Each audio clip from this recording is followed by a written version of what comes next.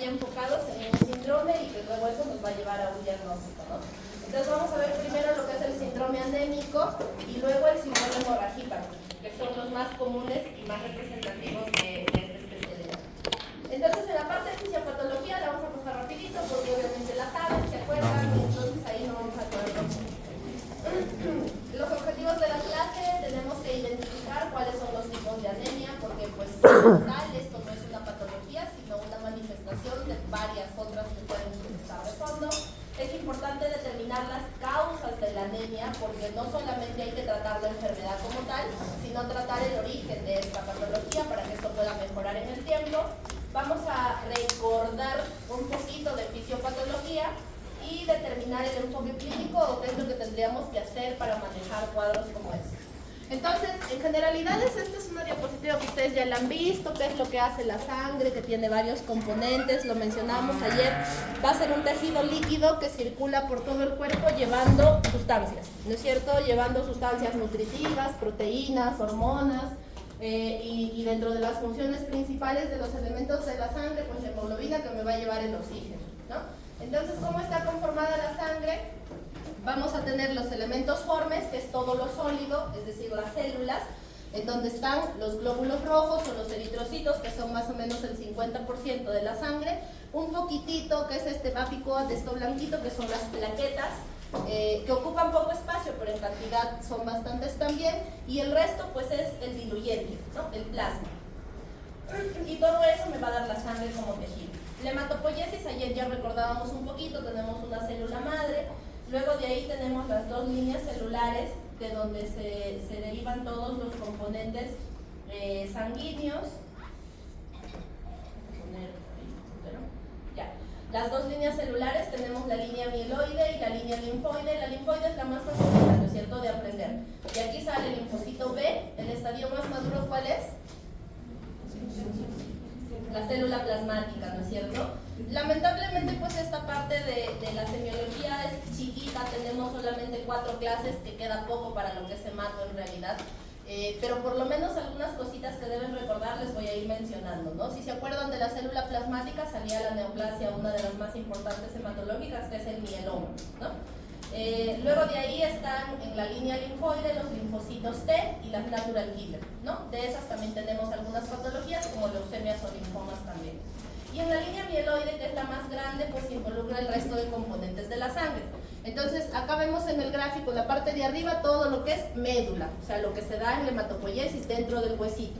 Luego, lo que vamos a encontrar en la sangre y algunas de las células que pueden pasar a los tejidos como parte del sistema inmunológico y de defensa. Entonces, aquí vemos en la parte de arriba diferentes estadios de cada una de las células porque van madurando poco a poquito. En los glóbulos blancos, que son los leucocitos, principalmente conformados por los granulocitos, están ahí el basófilo, el neutrófilo, el eosinófilo, y todos ellos pasan por diferentes estadios, ¿no es cierto? Si nos da una alteración cuando esta célula está muy inmadura, a este nivel de mieloblasto, ¿qué patología va a ser? Leucemia, ¿no es cierto? Cuando hablamos de blastos, leucemia aguda. Y si ya vemos los estadios más maduros o intermedios, cuando ya están avanzando por aquí en estos estadios de infantes, adolescentes, preadolescentes, hasta llegar a ser adultos hacia la periferia, estos estadios me dan las leucemias crónicas. Igual para la parte linfoide, ¿no? Bien arriba indiferenciado las leucemias agudas, linfoblásticas, y más abajo las crónicas, ¿no? Pero lo que vamos a hablar ahora es anemia, entonces tendríamos que más o menos recordar la parte de la eritropoiesis principalmente, ¿no? Es decir, la formación del eritrocito, ¿no? Que empieza como un proeritroblasto y que va pasando por diferentes estadios hasta llegar a ser reticulocito, que es el punto intermedio que está entre la médula y que también puede salir a la sangre periférica, y justamente allí ese reticulocito termina de perder sus componentes internos de la célula y se convierte en un eritrocito ya maduro, ¿no?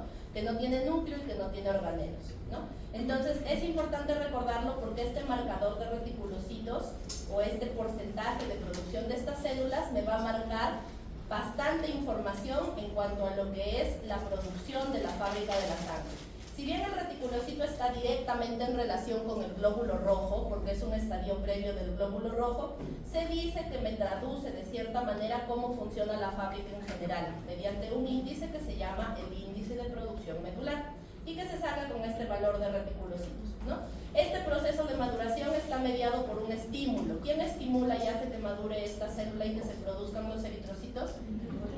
La eritropoyetina, ¿no es cierto? Lo que quiere decir que yo debo tener eritropoyetina en mi cuerpo para que se pueda generar glóbulos rojos. ¿Y quién secreta eritropoyetina? Principalmente el riñón, ¿no es cierto? También un poquito el hígado, pero principalmente el riñón. Entonces los pacientes que tengan fallas renales pues no van a producir la cantidad correcta de estímulo. Si yo no tengo el estímulo, pues la fábrica se va a quedar ahí estacionada y no va a hacer nada, porque no hay el estímulo.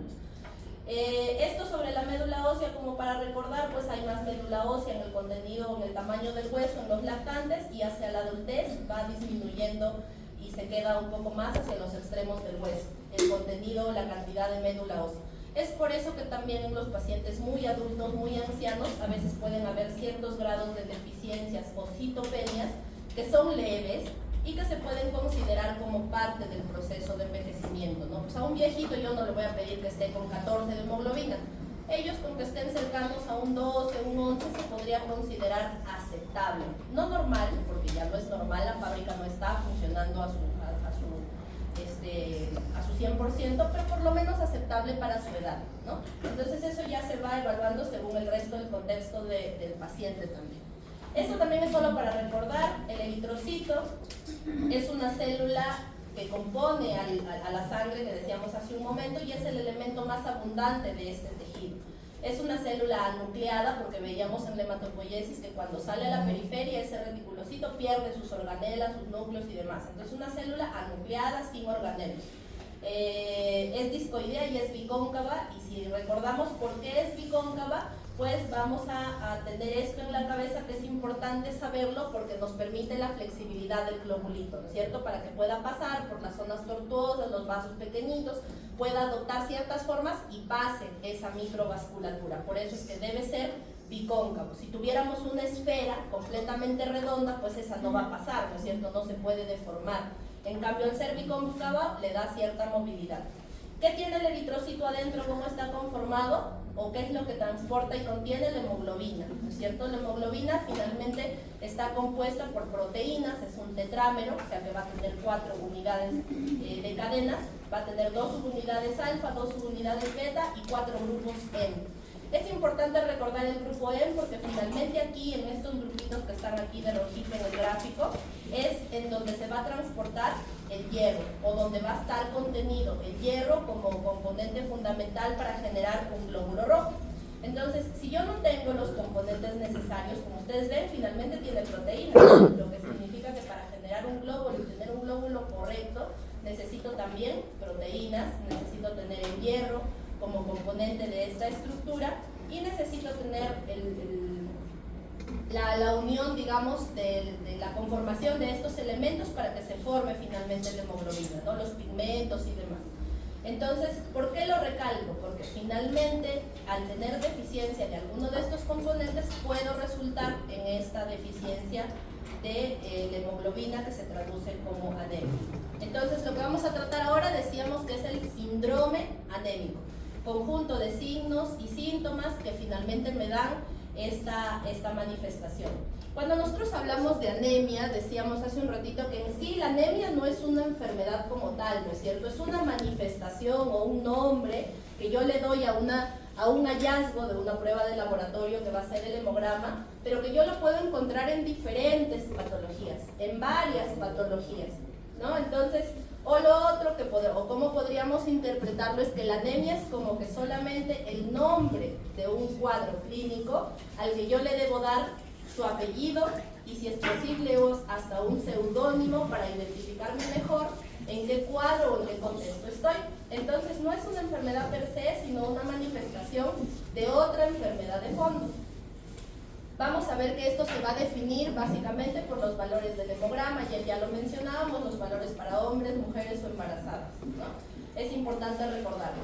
A ver, entonces acá tenemos 4 ejemplos de posibles casos en los que yo voy a decir: este paciente tiene anemia, este paciente también, el otro también y el otro igualito, ¿no? Pero cada uno va a tener un contexto diferente y la enfermedad de fondo va a ser diferente. ¿Cómo es que yo voy a llegar a ese posible diagnóstico? De acuerdo a la anamnesis, a los datos clínicos y obviamente pues al resto de exámenes de laboratorio que pueda pedir como exámenes de apoyo. A ver entonces, ¿quién quiere participar? Ya.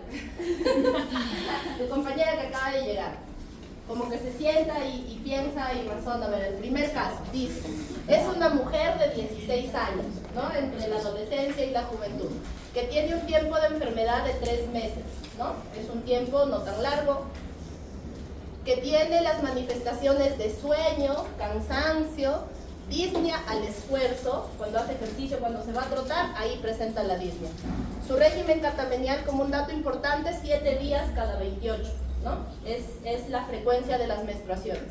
Con coágulos, esos datos da la paciente cuando va a la consulta de hematología o de medicina o de cáncer o lo que fuera. Al examen físico le encontramos pálida, una cruz, tiene queilitis y tiene estrías en las uñas, ¿no? Su hemoglobina está en 8.9 con un BCM en 73, lo normal es por encima de 82, es el volumen corpuscular medio, no sé, el tamaño de la célula. Y los reticulocitos en 1%. Entonces, ¿cuál es su diagnóstico?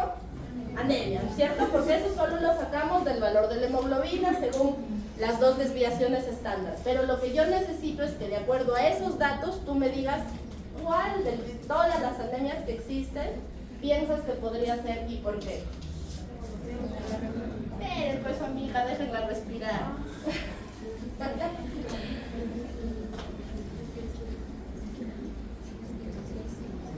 Ya bueno, no quiere y todos dijeron, ¿no?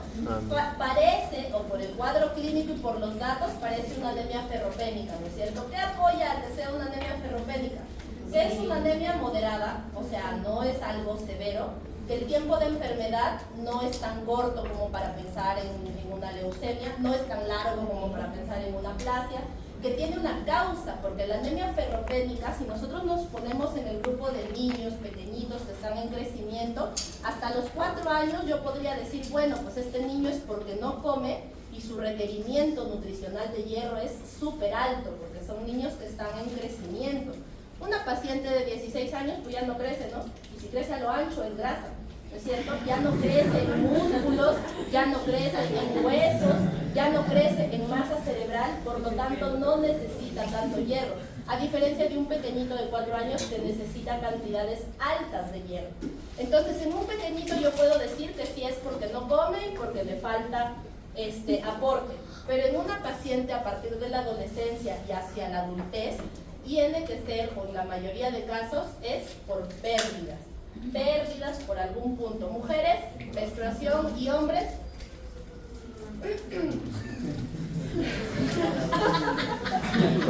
Hombres. ¿Por dónde pierden sangre los hombres? No pierden, ¿no? Pueden tener epistaxis, si es que es algo notorio, o a veces sangrados gastrointestinales que no se ven, ¿no? Si es una úlcera que está sangrando y gota a gota pierde, un cáncer gástrico. El cáncer es una patología que da sangrados, si es que fuera gástrico, si fuera colónico, y se puede manifestar con anemia nada más, ¿no? Entonces, sí, si fuera muy severo y tuviéramos pérdidas muy notorias, ¿no? Próstata en los pacientes más adultos que están con hematuria. Entonces, niños por el alto requerimiento, pero adultos sí o sí debe haber una pérdida. ¿Ya? Entonces, ¿dónde está la pérdida en esa mujer? En la menstruación, ¿no es cierto? Porque ya decíamos que sangrar más de 5 días se sale del rango normal de menstruación. Sangrar 7 es exceso. Y además que dice ella y menciona con coágulos. Ese es un dato importante porque decíamos que la menstruación debe ser sangre fluida, que usualmente no tiene coágulos, o a veces algunos pequeños menos de la moneda más pequeña que nosotros tenemos. A veces también cuando evaluamos el sangrado menstrual se le puede preguntar a las pacientes qué tipo de toallas utilizan. En alguna vez con algunos de los chicos hemos visto que dicen, bueno, pues yo utilizo 3 veces al día, me cambio. ¿Y qué te cambias? ¿Pañales? Entonces eso no es normal. Claro, te dice, bueno, yo me cambio 3 y todos decimos, es normal, ¿no? Por lo menos las chicas que de repente más o menos saben, 3 a 4 veces es lo usual de cambio de toallas al día, ¿no? Durante el día. Entonces esa paciente va y dice, sí, pues yo me cambio 3 veces, doctora. Ya, pero ¿y qué toallas usas? Pañales. Eso ya no es normal, ¿cierto? Entonces también hay que indagar sobre esos datos que parecen irrelevantes, pero son importantes. Entonces esa paciente sería una paciente con anemia posiblemente ferropénica, porque para yo decir ya definitivo tendría que tener los dosajes de hierro.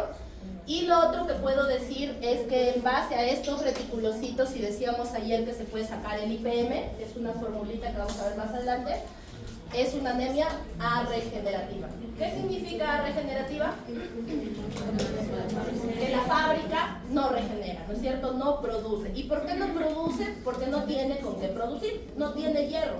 Por lo tanto, yo no le puedo exigir a una fábrica, por excelente que esté, porque es una jovencita de 16, que me produzca sangre si no tiene con qué, ¿no es cierto? Entonces es una anemia arregenerativa. Si quisiera ponerle un seudónimo, microcítica, incluso puedo decirlo, anemia microcítica arregenerativa, posiblemente ferropénica, ¿no? Eso es todo el diagnóstico que debería decir ahí. Ya, entonces, a ver, en el segundo caso, ¿quién quiere participar? A ver, los últimos, ya que se han sentado al final. A ver, el último de esta fila. No sé los nombres de todos, chicos, a ver. Dice, una paciente mujer, otra mujer. ¿Hay problema? Mujer. 28 años, tiempo de enfermedad, un día. Presenta disnea, palidez, ictericia, palpitaciones. Hace un mes por ahí salió el dato que presenta alopecia y enrojecimiento de la zona malar. Al examen físico tiene frecuencia cardíaca de 106 por minuto, está pálida, 2 cruces, o sea un poco más que la otra.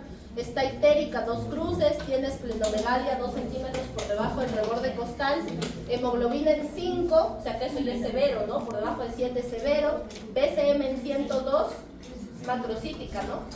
Hasta 100 es normocítica, por encima macro. Reticulocitos en 7. ¿Qué puedes decir de ese paciente? ¿Puede ser una anemia hemolítica? ¿Ya? ¿Por qué? ¿Qué apoyaría tu diagnóstico que sea una anemia hemolítica? ¿Ya ves? Escuchen pues, ¿qué más? Por la esplenomegalia. ¿Ya? La esplenomegalia también, ¿no? Pero tal vez el dato más importante en una paciente que tiene una posible anemia hemolítica es la ictericia, ¿no? De la parte clínica. Y lo otro importante es el tiempo de enfermedad. Se dan cuenta, aquí es un día. ¿Qué significa? Que ayer estaba bien, perfecta, haciendo sus cosas, y para hoy día de pronto tiene todas estas manifestaciones. De las anemias que se instalan de pronto, o sea, que te dan toda la sintomatología de un rato para el otro, sea la disnea, taquicardia, palpitaciones, palidez y el resto, y que se instala pronto, la hemolítica es la más representativa.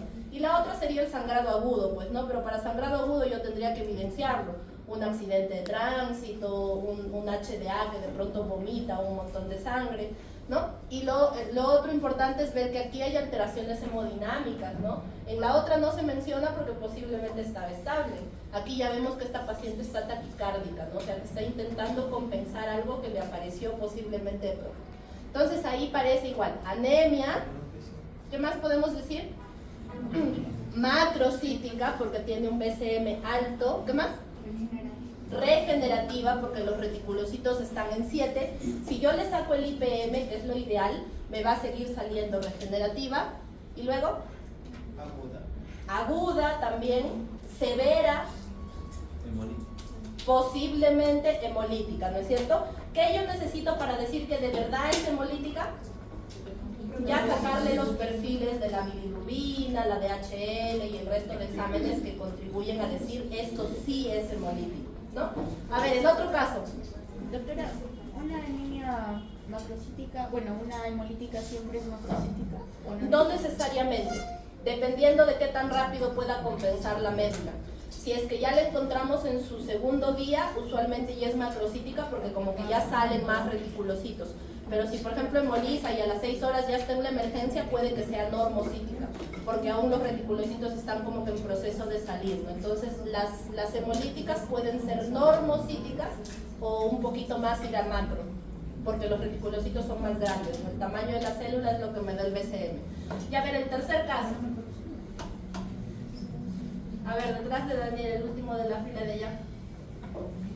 Sí, porque ya hay alguien detrás de ti ya. A ver.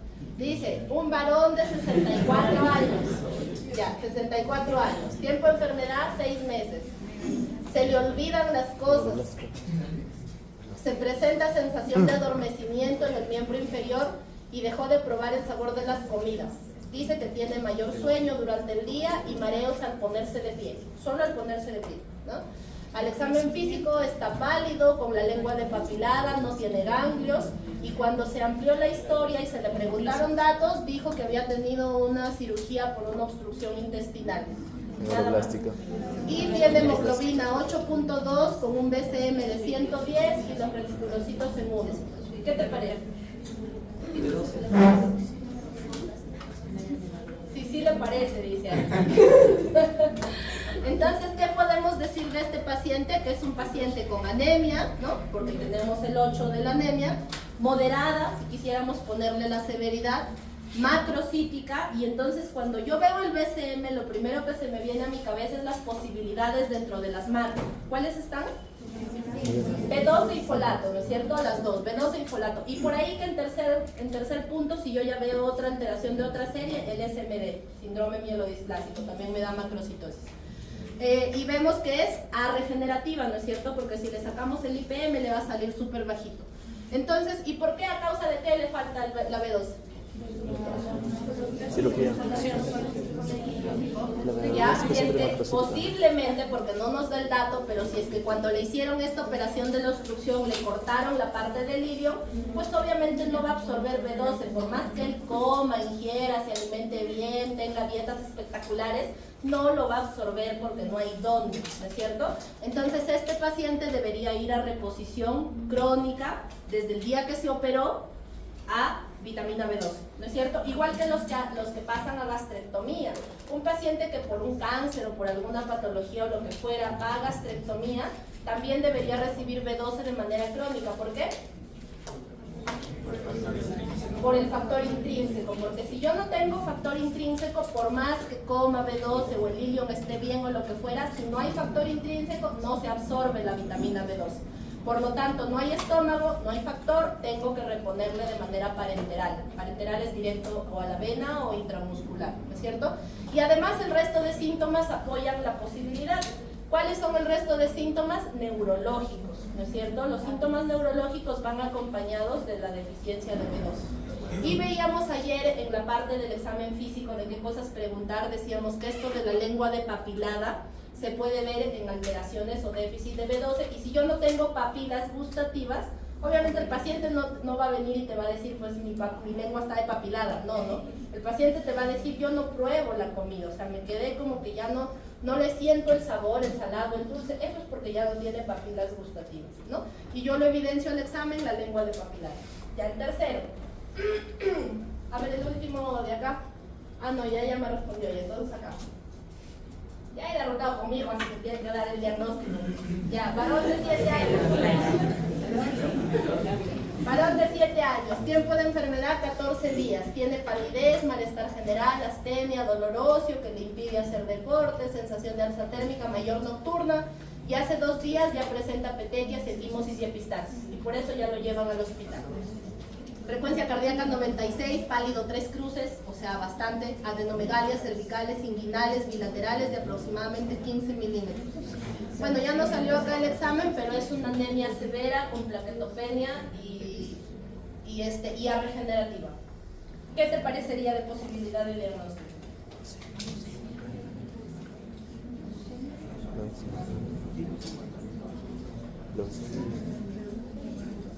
Muchacho, le quitamos la nota. ¿La qué? Ya, pero ahorita estamos en anemia. Sí, también tenía por lo del equimosis, ¿no? Y los epistaxis. Ya, tenía hemoglobina en 6 y tenía IPM o reticulocitos bajos. ¿Qué pensarías? Leucemia, ¿no es cierto? Leucemia, ¿por qué? Porque el tiempo de enfermedad en este paciente es corto, 14 días. Lo otro es que se acompaña de síntomas que ayer decíamos en los motivos de consulta son sospechosos para neoplasias. Estamos en un grupo de pacientes, por eso es que es importante en la epidemiología también enfocarnos en el grupo etario al que yo estoy tratando. Si es que yo veo en niños estas manifestaciones, pues una de las sospechas va a ser una neoplasia infantil. Lo otro que es importante ver es que, bueno, hasta la palidez, el malestar ya de repente no, la astenia, pero dolor óseo que le impide jugar a un niño, eso ya no es normal en ningún contexto. El dolor óseo casi en todos los casos es neoplásico cuando ya te impide hacer tus actividades diarias. O un dolor que los papás dicen, doctora, a medianoche se levanta llorando de dolor. Ese dolor probablemente sea neoplásico, que puede ser una leucemia, puede ser un osteosarcoma, algún otro tipo de neoplasia, pero posiblemente algún cáncer. Y ya asociado a eso, fiebre que le sigue con sensación de sudores, y ya luego, los 2 días después, progresa con las equimosis y petequias. O sea que esto ha sido progresivo, se van sumando síntomas y tiene síntomas sospechosos de neoplasia infantil, ¿no? Y al examen le encontramos ganglios, decíamos por encima de 15 milímetros, ya son sospechosos, o usualmente 2 centímetros es el corte que más se puede utilizar, ¿no? Pero ya, pues acá ya no voy a pedir que midan 20, porque ya tiene todo el resto, ¿no? Ya con que sean de 15, pero ya el resto de síntomas me dice que tiene sospecha, entonces ya tendría que hacerle el resto de exámenes. Que para este caso sería empezar con una lámina para ver las células, ¿cómo son? ¿Qué se llama? Los blastos, ¿no es cierto? Ya yo veo blastos, entonces digo, todo este cuadro clínico se enfoca en una leucemia.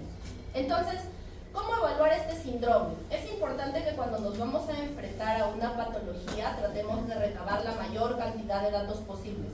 ¿Se han dado cuenta en esos casitos anteriores que hay cosas bien puntuales para ciertos casos que me orientan, ¿no? Ictericia, hemólisis, ganglios y sudores a una posible neoplasia, ¿no? El tema del sangrado y los antecedentes de la menstruación a una posible ferropénica. Entonces, toda enfermedad, síndrome al que nos vayamos a enfrentar va a empezar por una historia clínica correcta.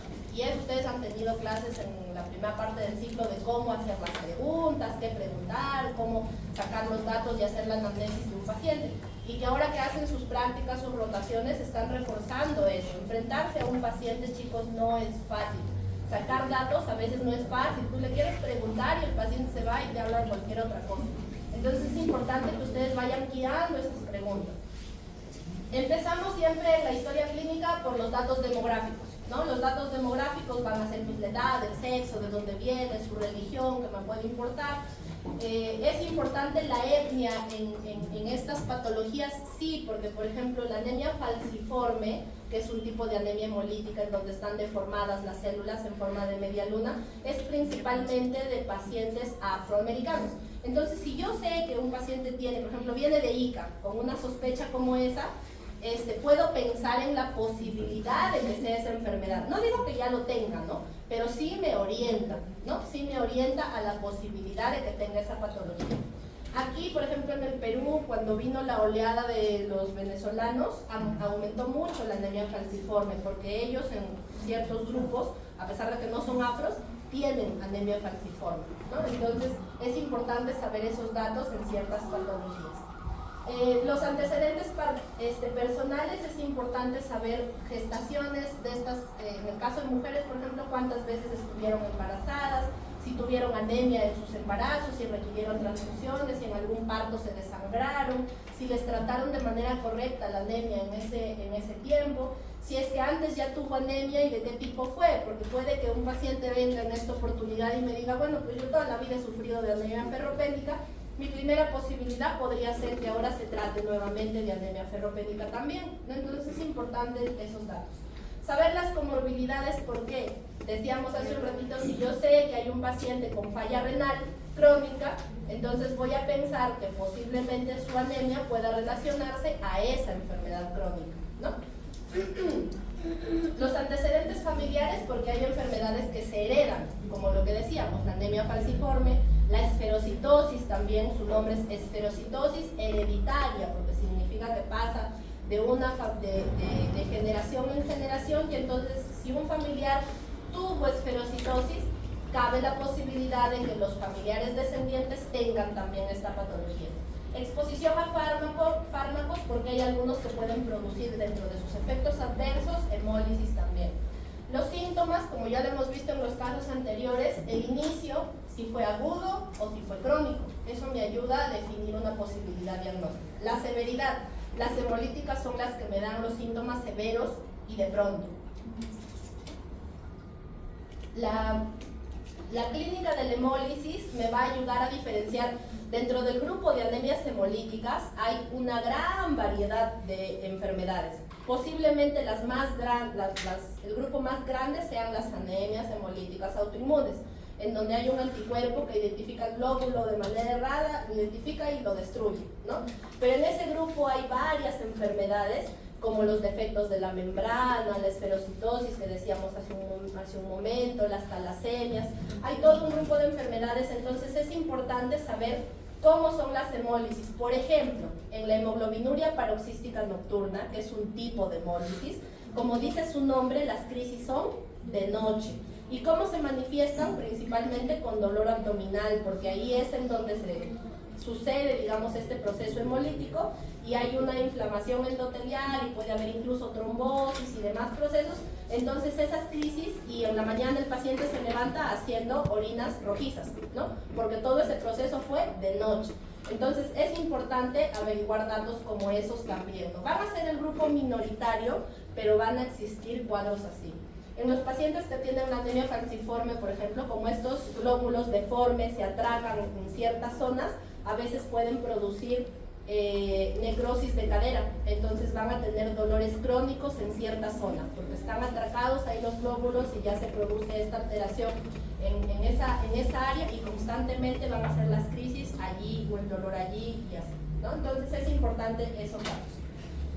La historia dietética, porque veíamos en el ejemplo anterior, si bien ese paciente comía muy bien, pues tenía un defecto en la absorción de este componente que era la vitamina B. Entonces, en dieta, si yo pensaría en vitamina B, ¿quiénes van a tener déficit de vitamina B? Los vegetarianos estrictos, ¿no? O sea, los veganos, los que no comen nada vegano, ni un nisco, porque la vitamina B está en las carnes rojas, ¿no? Entonces, no hay cosa que lo pueda suplementar o cambiar y que tenga contenido de B12. Entonces, los veganos, los vegetarianos estrictos, y si yo ya sé ese dato, pues lo primero que se va a venir a mi cabeza es la posibilidad de que sea un déficit de B12, ¿no? Lo siguiente, y como en todas las veces que hemos visto la historia y demás, es el examen físico, ¿no? Después de haberle preguntado al paciente, sacado todos los datos posibles, el examen físico. El examen físico, cuando nosotros hacemos anemia, ayer veíamos de que pues podemos evaluar las mucosas, evaluar la palidez y demás, pero cuando ya nos enfocamos en un síndrome anémico debemos buscar la mayor cantidad de características que me puedan orientar a cuál tipo de anemia es, de acuerdo a mi sospecha inicial por las preguntas que yo pueda haber hecho, ¿no? Entonces, en la exploración física debo evaluar obviamente a todo el paciente de cabeza a pie, buscando estas lesiones. Desde las alteraciones en el fenotipo. ¿Qué es el fenotipo? Lo que podemos ver hacia lo externo, ¿no? Entonces, por ejemplo, si yo veo un niño que alguna vez creo con algún grupo vimos en las rotaciones de talla baja, pequeñito, con una carita así de pajarito y que tiene los dientes protruidos, que tiene ausencia de pulgares y que tiene anemia, entonces ¿qué puedo pensar? A ver, los que han rotado conmigo, Fanconi, ¿no es cierto? Porque esa fascia es característica de un Fanconi. Yo no puedo decir con solo mirarlo que va a tener anemia de Fanconi, pero conocer esos rasgos me pueden ayudar a decir, bueno, este niño tiene más posibilidad de ser esto que de ser esto, y de acuerdo a eso, pues lo voy refiriendo. Si fuera, por ejemplo, un niño Down y que viene con las manifestaciones que tenía este último niño, ganglios, anemia, epistaxis, gingivorragia, sudores, ¿qué puedo pensar? Leucemia, porque los niños Down tienen más predisposición a desarrollar neoplasias hematológicas, principalmente leucemia. Entonces, ese fenotipo me puede orientar a una patología. Los pacientes con talasemia también tienen alteraciones óseas notorias, la forma de la cabeza es diferente y tienen alteraciones en el radio principalmente. Entonces ese fenotipo me puede orientar. Alteraciones oculares que decíamos en la mucosa del ojo, podemos ver tanto la palidez como la ictericia. Mientras comparamos la palidez en la conjuntiva, podemos ver la ictericia en la esclera, ¿no? Entonces revisar los ojos. En la parte respiratoria, identificar si tenemos disnea que involucra cambios como por ejemplo tirajes o algo muy notorio que pone en dificultad al paciente. ¿Por qué? porque si esto es tan notorio me hace pensar que es un cuadro más agudo y más severo, ¿no? Como las hemolíticas. Los pacientes con anemia hemolítica llegan ahogándose realmente porque su cuerpo no compensa esa pérdida de hemoglobina de un ratito para el otro. Las manifestaciones cutáneas, volvemos ahí a la palidez, puede haber frialdad en caso de que haya alguna alteración arterial adicional, la ictericia, ver si se asocian las petequias, ver si se asocia a esa palidez las equimosis, los hematomas. En el caso del sistema linfático, ver si este paciente que ya tiene anemia o que sospechamos de que tiene anemia presenta también adenopatías, porque ya esto me hace pensar en otra posibilidad diagnóstica como una neoplasia, ver alteraciones cardíacas. Si yo pienso en un paciente que está taquicárdico descompensado, pues puede ir hacia una hemolítica, ¿no? Las alteraciones viscerales como el hepatoesplenomegalia. El crecimiento de los órganos linfoides, tanto de los ganglios como del vaso y del hígado, se puede ver mayormente en alteraciones neoplásicas. Pero en el caso de las anemias hemolíticas, por ejemplo, a causa de que esos glóbulos rojos están destruyéndose en el vaso, pues el vaso aumenta de tamaño en cierto grado, pero no es tan severo como en el punto de una neoplasia. Ayer decíamos que en las leucemias mieloides el vaso puede ser gigante. En una leucemia, en una anemia hemolítica, el crecimiento también existe, pero es poco, pues no 1 o 2 centímetros debajo del reborde, ¿no? Luego, después de eso, pues voy a pasar a los exámenes complementarios, ¿no es cierto? Pero todo va en ese orden. Chicos, cuando lleguen a ser internos, ustedes van a llenar las ordencitas de laboratorio, ¿no? Y hay muchos internitos que llenan la orden en vez de 1 por 1 con una raya así para abajo, ¿no? ¿Por qué? Porque le piden todo, a ver a cuál le chuntan, ¿no? A ver qué sale, ¿no? Por si acaso le pediremos, dice, toda la hoja. Y no, los exámenes de laboratorio yo los tengo que pedir orientados a un diagnóstico posible. Yo le pregunté a mi paciente y mi paciente me dijo de que tiene las alteraciones neurológicas y demás y que fue operado de Lilium, pues entonces le pediré dosaje de vitamina B, su hemograma y su lámina periférica, ¿no? Entonces, de acuerdo a lo previo, pido los exámenes complementarios.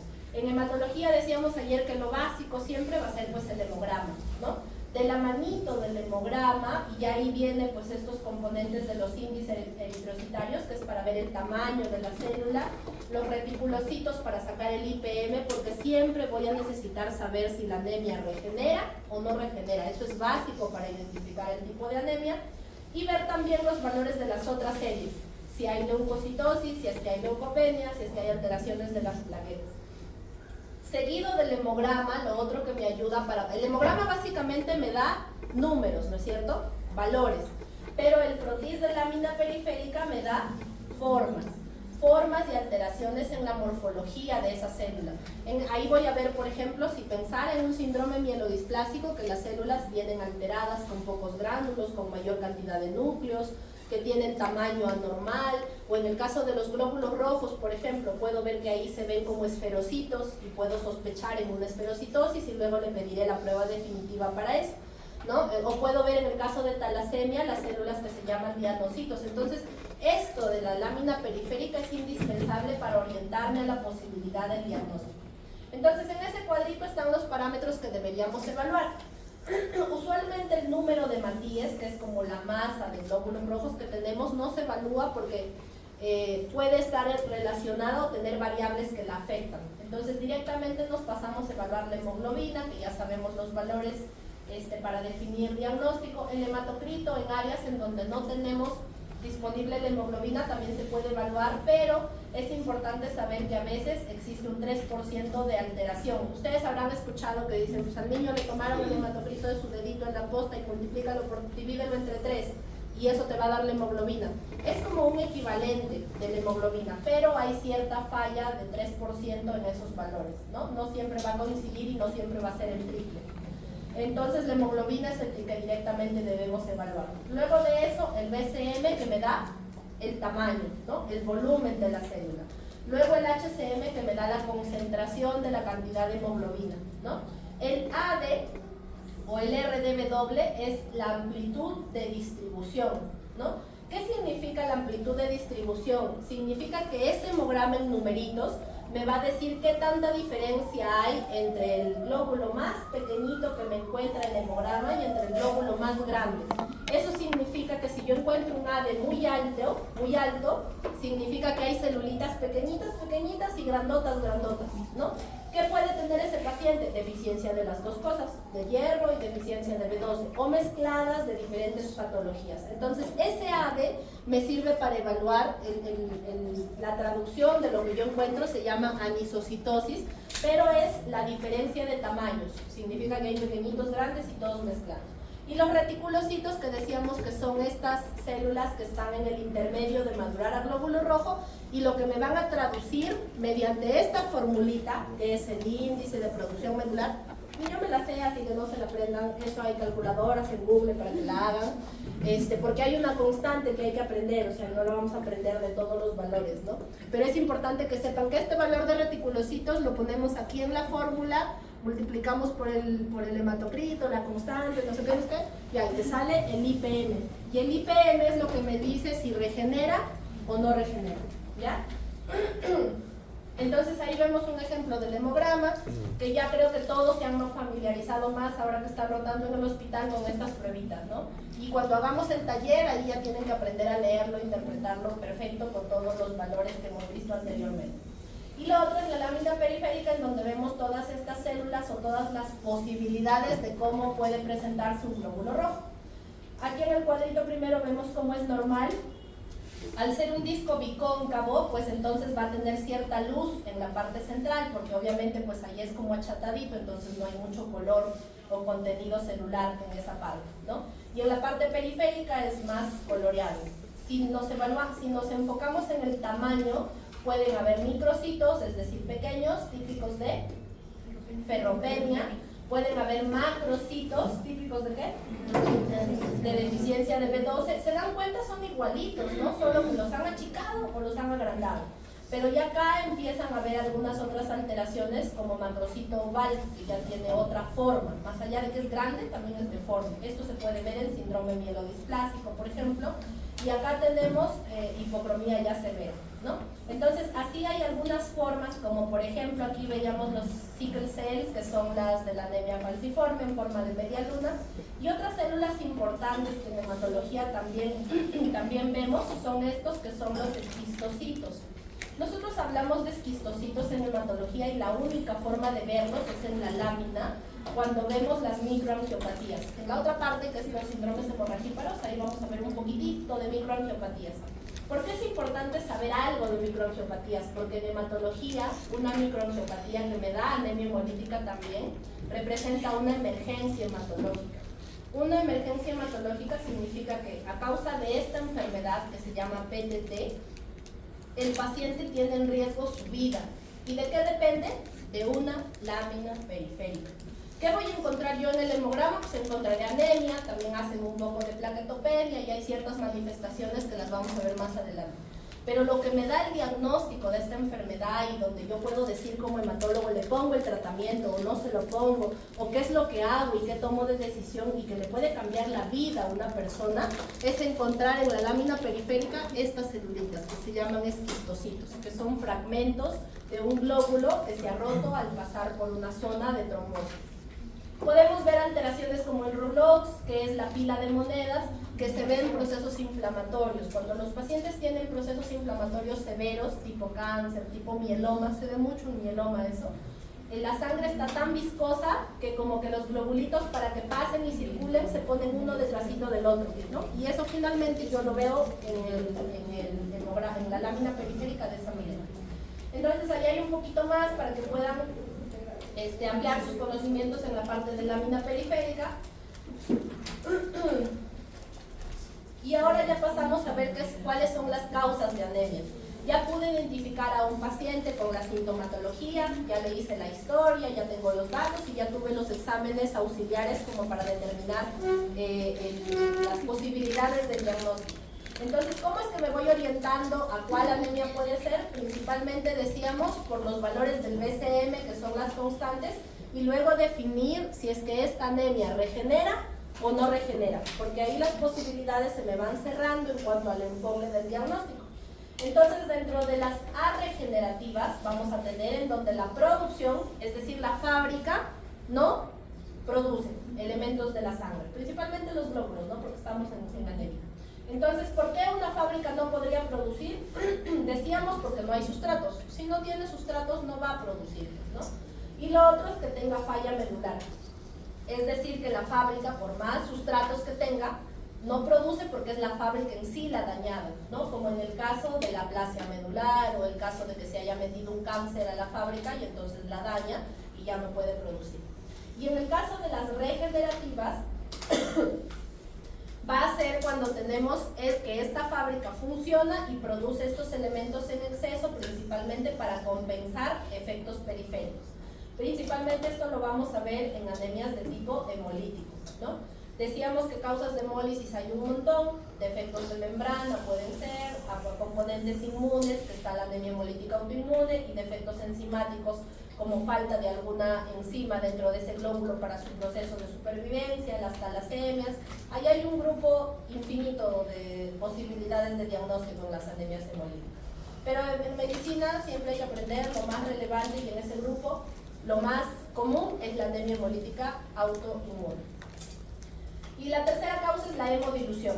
La hemodilución, como dice su nombre, pues son las posibilidades en donde un paciente ha sido hiperhidratado o transfundido, por ejemplo, de plasma, que era el diluyente de la sangre finalmente, y entonces el valor de concentración de la hemoglobina aparentemente se altera, pero no es algo real, ¿no? Eso en el transcurso de los días puede estabilizarse. El IPM, ahí está la fórmula que decíamos, no es necesario que la aprendan, pero sí que conozcan que existe. Necesitamos el hematocrito del paciente, el hematocrito ideal, el valor de los reticulocitos se coloca acá, y esto es una constante, un factor, que va variando según el valor del hematocrito. Entonces, por eso es que no lo podemos aprender, porque para cada hematocrito hay una constante, ¿no? Y entonces, por eso las calculadoras nos ayudan. Si este IPM me sale menor a 2, se dice que es hipoproliferativa. Hay algunas literaturas que dicen menor a 1, pero bueno, en general menor a 2, hipoproliferativa. Y si sale mayor a 2, se dice que sí regenera, que sí funciona la fábrica y que es una anemia posiblemente hemolítica. Las constantes era lo otro que tenemos que evaluar una vez que tenemos el diagnóstico de anemia, ver el tamaño, si es que es macrocítico, microcítico, y si tiene alteraciones también en el color que me da el contenido del hemoglobina. Entonces, después de haber clasificado en esa primera parte, que me dice si regeneran o no regeneran, la otra forma de orientarme a la posibilidad de diagnóstico es según ese tamaño, ¿no? Y ya lo hemos repetido varias veces, así que supongo que ya lo han aprendido. Si tengo un paciente con anemia microcítica, o sea, significa BCM bajo, A regenerativa, no necesariamente acá reticulocitos, sino más bien IPM. Es mejor manejarlo con el IPM, pero bueno, reticulocitos bajos. ¿Cuáles van a ser las posibilidades de diagnóstico?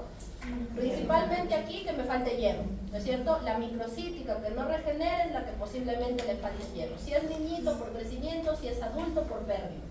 Puede ser anemia relacionada a procesos infecciosos agudos, porque los procesos infecciosos inflamatorios hacen que el hierro no se procese de manera normal.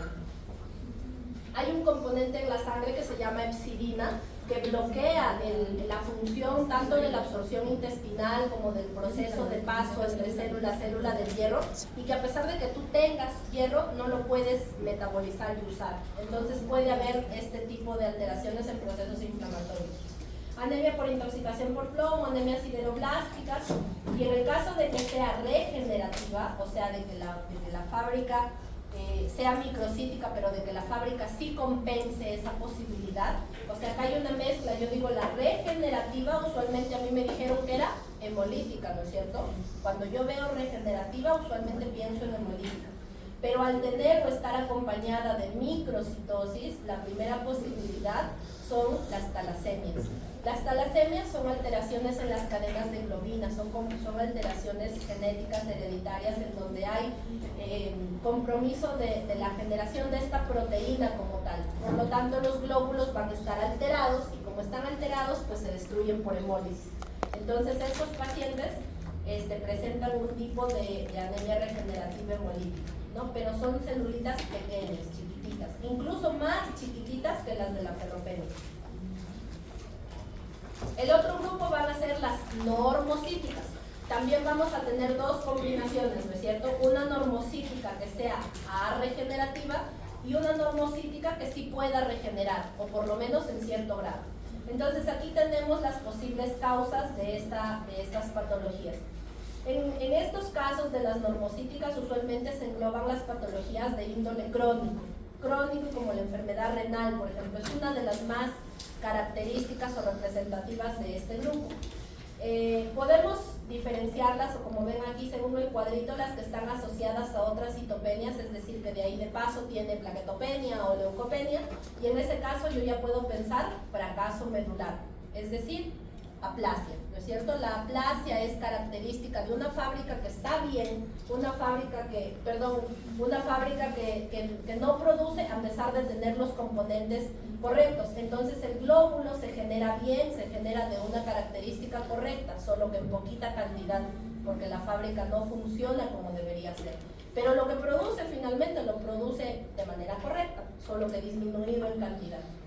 Entonces ahí están los fracasos medulares como la aplasia, y dentro de las otras posibilidades en este grupo están las enfermedades crónicas como la enfermedad renal, por ejemplo, ¿no? En ese caso por falla del estímulo. La otra posibilidad es que sean las anemias macrocíticas según el tamaño, y también tenemos dos posibilidades, que regeneren o que no regeneren. En este caso, el ejemplo típico de la A regenerativa macrocítica es el déficit de B12, ¿no? Es el más frecuente, el más típico. ¿Por qué? Porque no hay sustrato, no tengo por qué formar un glóbulo, pues por lo tanto no regenera, es A regenerativa. Y es macrocítica por el mismo defecto de no tener B12 para generar los componentes del núcleo del glóbulo rojo. En este caso, si es que tenemos una manifestación de que la fábrica sí produce y es un componente regenerativo, en ese caso podemos ver el ejemplo que preguntaba hace ratito su compañera de las anemias hemolíticas, si es que estas pueden volverse macrocíticas, y sí, porque los reticulocitos van saliendo más y entonces el BCM aumenta, se vuelve macro, pero sí regenera. Entonces ahí están las macrocíticas. Entonces en ese cuadrito es más o menos resumido lo que hemos visto entre todo hasta este momento. Tengo un paciente con anemia, ¿qué es lo que yo debo evaluar? El BCM, que me va a orientar a una posibilidad, y luego de eso los reticulocitos, ¿no es cierto? Porque me dicen la producción medular. De acuerdo al BCM, si es microcítico, la primera posibilidad, ferropénico. Las talasemias son la segunda posibilidad con un diagnóstico diferencial, o en un paciente que recibe hierro y no mejora, ese puede que sea un talasémico, ¿no? Si es que fuera macrocítico, mi primera opción, déficit de B12, luego déficit de folatos, luego si ya veo que se asocia a otra alteración por ahí, como otra citopenia, plaquetopenia o demás, puede ser un síndrome mielodisplásico. También podemos ver los macrocitos en pacientes alcohólicos, cirróticos, como una alteración asociada a su patología de fondo. Luego, si es que yo evalúo los reticulocitos, pues tengo dos posibilidades, que regenere o que no regenere. Si regenera, pues tenemos los posibles parámetros de hemólisis para determinar si se tratara de una anemia hemolítica. Entonces aquí, si nosotros recordamos, y más adelante vamos a ver, cuando se destruye un glóbulo rojo va a liberar su hierrito y va a liberar sus pigmentos, ¿no? Que veíamos en la fórmula inicial. Esos pigmentos, después de procesarse, metabolizarse y demás, van a terminar en bilirrubina, ¿no es cierto? Entonces, si destruyo muchas células, pues va a aumentar la bilirrubina, no se va a poder conjugar de manera adecuada y se va a quedar acumulada como bilirrubina indirecta. Y eso yo lo voy a ver en los exámenes de bioquímica que me apoyan al diagnóstico de que sea una anemia hemolítica. Una vez que ya determiné que se trata de una anemia hemolítica, tengo que determinar de este grupo grande de anemias hemolíticas si se trata de la inmune o si se trata de las otras, que son un montón. ¿Eso con cuál pruebita? Bueno, ahí falta una B, el CUMS. El CUMS es la pruebita que me encuentra el anticuerpo que está implicado en destruir al glóbulo. Entonces, una vez que yo hago el CUMS en una anemia hemolítica, si me sale positivo, automáticamente digo que se trata de una anemia hemolítica autoinmune. ¿Cuál es el tratamiento? Corticoide. No sé si es inmune, corticoide, prednisona, dexametasona. Si es que no responde, ya le doy otros inmunosupresores, ¿no? Y si el CUMS me saliera negativo, las otras, hay un montón de las otras. Ahí está la esferocitosis, la hemoglobinuria paroxística, todas las otras que hacen hemólisis están en ese grupo. Tendría que pedir cada una de las pruebas ya según un poquito orientándome a lo que parece, ¿no? Entonces, cuando tenemos anemia microcítica, decíamos que nuestros dos diagnósticos diferenciales van a ser la ferropenia y la talasemia. ¿Cómo le puedo diferenciar? Uno, porque en el caso de la lámina periférica, en la talasemia podemos ver los diagnocitos, que son estas células de acá.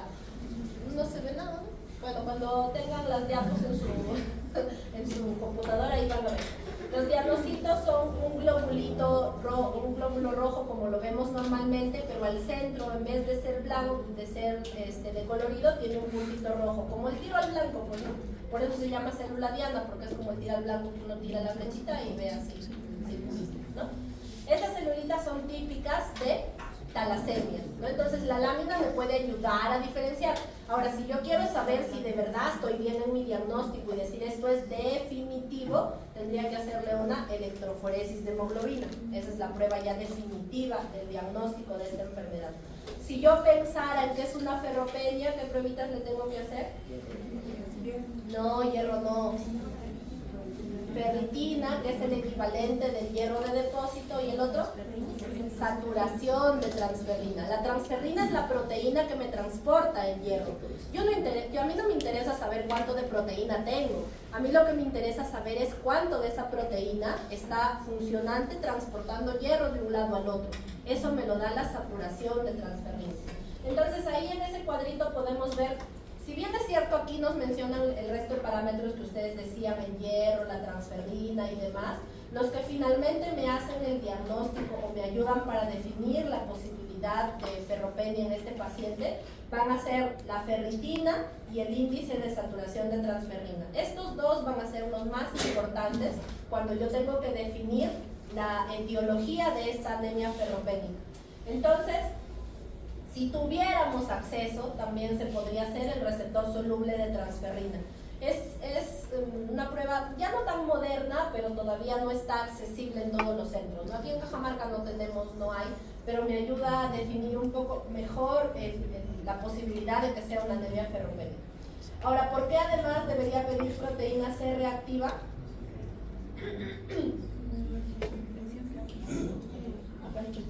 Decíamos hace un momentito que para definir la ferropenia necesitamos ferritina y saturación de transferrina, ¿no? Esas dos son las básicas.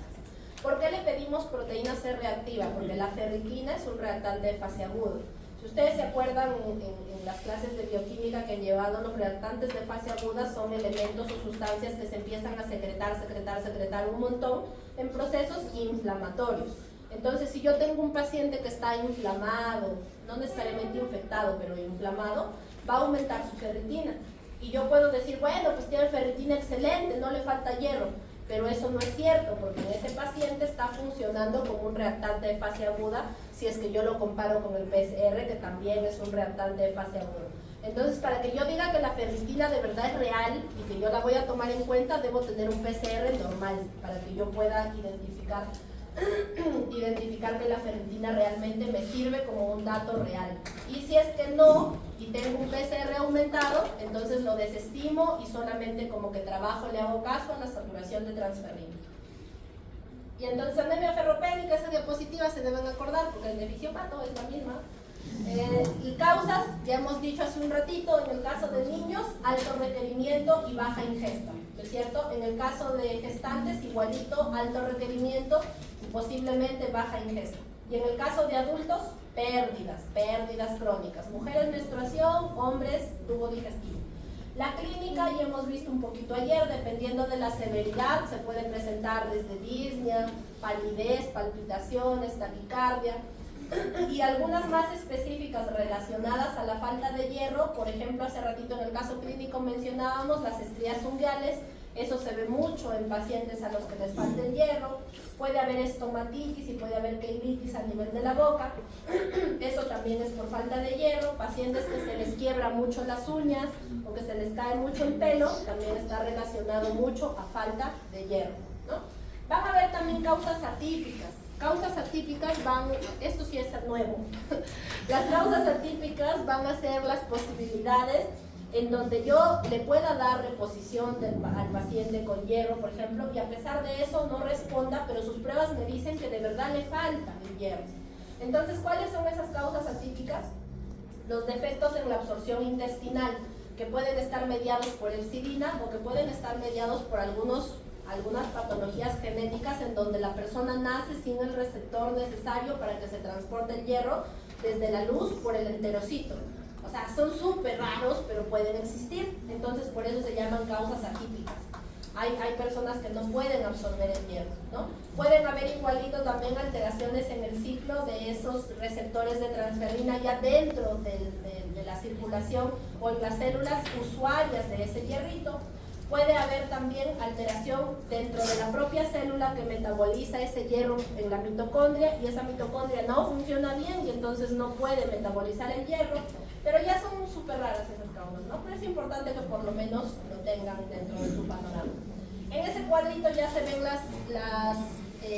justo estas causas adicionales o raras o atípicas de la anemia microcítica por falta de hierro. Entonces vemos los defectos de estos receptores, que decíamos hay personas que nacen sin estos receptores. La anemia sideroblástica también es una anemia microcítica en donde a pesar de que hay hierro no se puede utilizar. La anemia refractaria es vivida a pesar de que yo le doy hierro, el paciente es refractario y eso usualmente ya tiene que ver con procesos metabólicos. Esto es solo para conocimiento, eso no viene en el examen, pero es importante, como decíamos, saber. Entonces, en el metabolismo del hierro hay que recordar que nosotros consumimos hierrito en nuestra dieta y de la cantidad que consumimos en realidad absorbemos bastante poquito, ¿no? No necesitamos en realidad mucho hierro las personas adultas, pero los niños sí, los niños necesitan un montón porque decíamos que están creciendo, están en desarrollo. Entonces, en el caso de los adultos necesitamos de 10 a 15 miligramos por día, que es poquitito, porque comamos un pedazo de carne, un higadito, lentejas por ahí, nos suplementamos bien. En el caso de las mujeres, pues al tener la pérdida por la menstruación necesitan un poquito más, pero en el caso de los hombres difícilmente llegarían a anemia si es que no pierden ese hierro. No existe una forma fisiológica en la cual una persona pierda hierro de manera normal. No hay un punto por donde eliminemos hierro, no existe. El hierro constantemente recircula, se utiliza y recircula y constantemente lo vamos reutilizando, ¿no? Entonces, ese hierrito que consumimos, ¿dónde se va a absorber? El intestino tiene como 10 metros, 7 metros, en el duodeno. Entonces también es importante recordarlo por el tema de úlceras, lesiones, cirugías y demás, ¿no? Entonces el hierrito que se absorbe es a nivel del duodeno, ese hierrito va a pasar y se va a almacenar, va a irse mediante la transferrina porque no puede irse solito por ahí en el torrente circulatorio, no se puede. Entonces debería irse con la transferrina a depositarse en los sitios donde se necesita hierro por un lado y donde se puede depositar.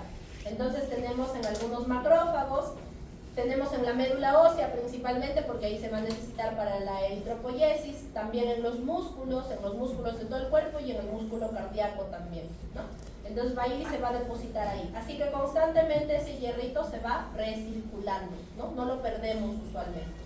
Entonces hasta ahí creo que tenemos el enfoque de cómo es que se maneja, se ve y cómo es la fisiopatología de una anemia ferropénica, cómo es que la vamos a ver en la clínica y cómo es que la vamos a ver en las manifestaciones o hallazgos de laboratorio, ¿no?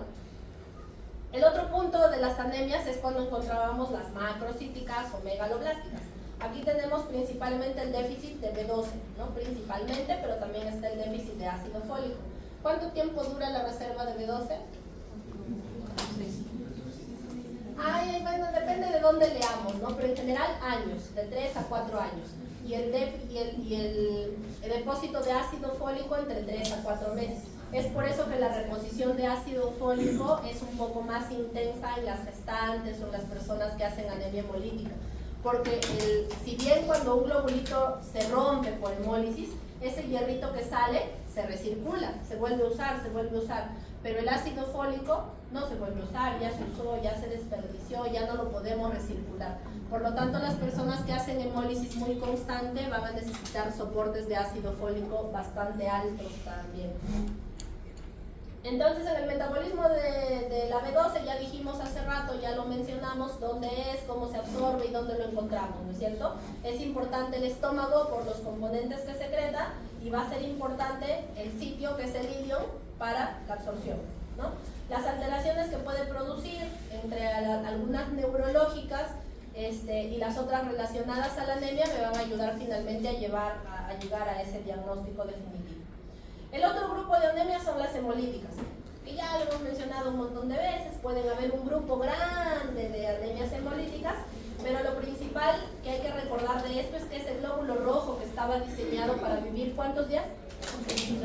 120, ¿no? De 100 a 120, pero es 120 ya. Todos viven 120, pero por alguna razón ese globulito muere antes de tiempo, se rompe y muere antes de tiempo. Entonces, en la mayoría de casos esto puede desarrollarse, cuando hablamos de casos inmunes, de manera rápida, instalarse rápido, como el caso clínico que vimos. Pero van a haber otras que son más crónicas, más larvadas, como las talasemias, no hacen crisis tan severas, salvo que estén como más activas.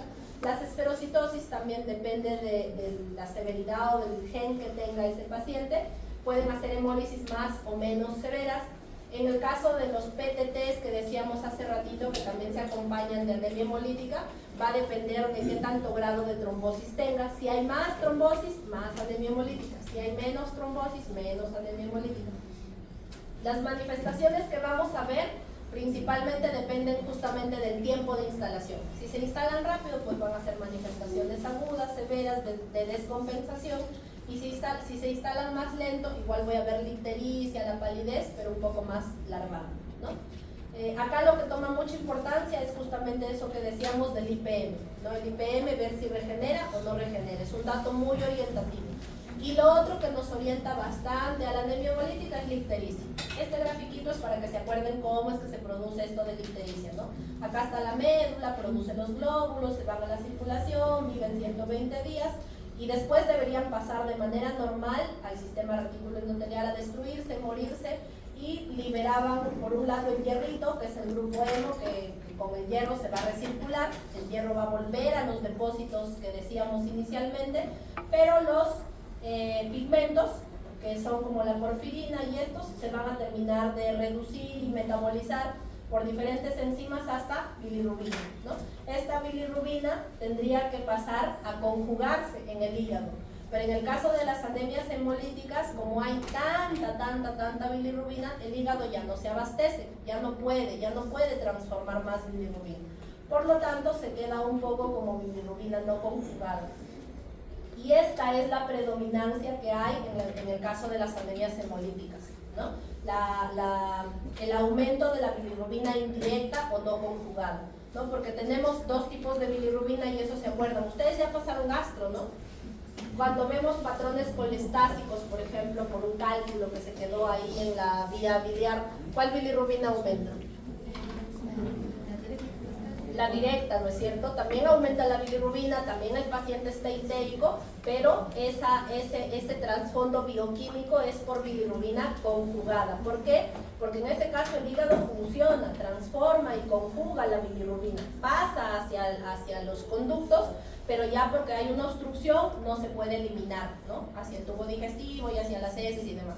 Entonces, ahí en ese caso la bilirrubina es conjugada o directa. En el caso de la anemia hemolítica es no conjugada o indirecta, ¿no? Entonces ese dato me puede ayudar mucho para poder diferenciar entre la posibilidad de que sea un paciente con anemia hemolítica que presente esta ictericia, ¿no? Entonces decíamos dentro de la clasificación de este grupo, que son un montón, podemos algunas clasificarlas por la forma de adquirirlas, por la causa de la hemólisis, por el lugar de la hemólisis, por el mecanismo inmune. Básicamente, lo que más nos ayuda es este último, mecanismo inmune. ¿Por qué? Porque esto simplemente lo defino por el test de Coombs, ¿no es cierto? Si el test de Coombs me dice que me identifique el anticuerpo y es positivo, se trata de una anemia hemolítica autoinmune. Si fuera que sale negativo, ya me pongo a buscar en todas estas posibilidades de acá, ¿no? Que son un montón, que ya son causas hematológicas, son más raras, ahí ya lo mandan a la hematología. Y este cuadrito es como de resumen de lo que vimos anteriormente. Y esto es según el sitio de destrucción. El glóbulo rojo podría morir en el vaso y eso se llama extravascular porque no está en un vaso sanguíneo, sino en el órgano, ¿no? Por eso se llama extravascular. Y las intravasculares son las que suceden en toda la circulación, ¿no? En todo el cuerpo, digamos. Van a haber algunas características que puedan diferenciar, y esto para orientarnos al diagnóstico, ¿no? de cuál tipo de anemia es. En el caso de las anemias hemolíticas que hemolizan en el extravascular, es decir, en el órgano, en el vaso o en el sistema reticulo endotelial, van a tener síntomas entre leves a moderados, van a tener alteraciones en la orina, van a alterar más los componentes de la DHL y lactoglobina. En este caso podemos ver, por ejemplo, las enfermedades como la esferocitosis. Y a causa de que están muriendo en el vaso, pues entonces va a haber esplenomegalia. Este órgano va a crecer un poquito, no en exceso, pero un poquito. En el caso de las hemólisis intravasculares, es decir, que se está rompiendo el globulito en la circulación, en toda la circulación, en ese caso los síntomas van a ser más graves. Puede haber hemoglobinuria, ¿por qué? Porque como hay ruptura incluso a nivel de los glomérulos y demás, entonces puede haber hemoglobinuria. En este caso podemos ver los esquistocitos, que era lo que mencionábamos hace un rato en el frontis de lámina periférica, es el glóbulo rojo fragmentado, y puede haber necrosis tubular renal, porque justamente esa muerte del glóbulo está haciendo en áreas externas al órgano vaso como tal. ¿Cuáles van a ser las representativas acá? El SHUM, que lo vamos a ver en las microangiopatía en la otra clase, el PTT y algunas enfermedades como el GERD, la malaria, por ejemplo, ¿no? Son enfermedades mucho más severas y por eso decíamos que el PTT, llega a ser una emergencia hematológica, porque como ustedes ven acá dice grave, más grave, ¿no? Listo. Y ahí está un poquito, porque no decía en el sílabus que vamos a hacer policitemia, pero es importante porque hay muchos pacientes que vienen por esta manifestación. ¿Qué era la policitemia? Aumento de la hemoglobina, ¿no? Aumento de la hemoglobina, y vamos a tener dos grupos. Los que son de causa primaria significa que la fábrica falló. La fábrica. ¿Cómo se llama esa enfermedad? Policitemia vera. Este grupo son poquititos, 5% o menos en realidad. El 95% van a ser secundarios. ¿Secundarios a qué? Hipoxemia. Todo lo que me pueda producir hipoxemia. Todo lo que me pueda producir hipoxemia. O que haya EPO elevada, como en algunos tumores, por ejemplo, que producen eritropoyetina, ¿no? Porque este era el estímulo para producir los glóbulos rojos. Entonces, ahí están los ejemplos de nuevo, para que los repasen, porque es importante que se den cuenta después de haber visto toda la clase, de que justamente desde la anamnesis y la presentación clínica y los datos del laboratorio me puedo orientar a cuál tipo de anemia es. Todas eran anemias, ¿no es cierto? Pero cada una tiene particularidades de su forma de instalación, de su etiología, de su fisiopatología, y obviamente pues si se diferencian en eso, el tratamiento también va a ser muy diferente en cada uno de esos, ¿no? ¿Listo? Esa es la primera.